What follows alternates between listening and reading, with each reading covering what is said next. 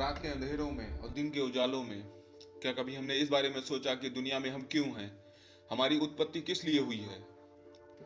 क्या किसी मकसद या किसी काम के लिए हम यहाँ हैं, या यूं ही इस दुनिया में केवल सुख भोगने के लिए और मस्ती करने के लिए पैदा हुए हैं?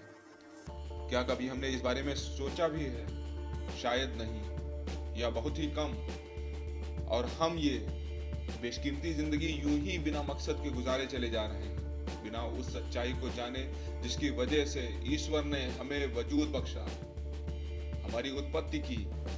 हम आप समाज में पल रही बुराइयों के बारे में सोचते हैं तो हमारी नींदें तक उड़ जाती हैं, हमारा चैन खो जाता है।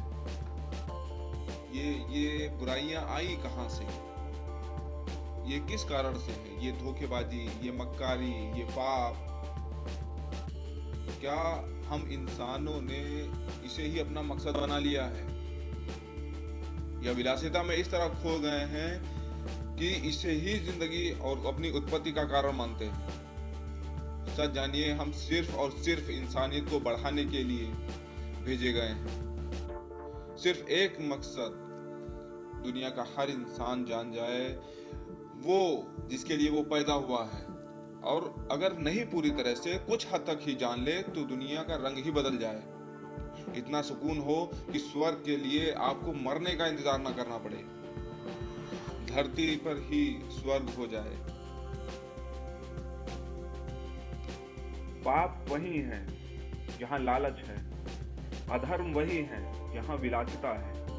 अगर सुबह आंख खुलने के वक्त हम बस इस एक मकसद को याद कर लें कि हम मानवता और इंसानियत पर रहम करने के लिए धरती पर भेजे गए हैं, तो सोचिए जरा, क्या कोई किसी को तकलीफ पहुंचा पाएगा? सारा दिन वो किसी भी वक्त किसी से बेईमानी कर पाएगा? क्या कोई किसी का हक मार पाएगा? कोई किसी को सता पाएगा? नहीं नहीं नहीं, ऐसा कभी नहीं हो सकता। तो कम से कम उन लोगों से मेरा निवेदन है जो मुझे सुन रहे हैं कि इस तरह सोचें और अपने मकसद को जानें।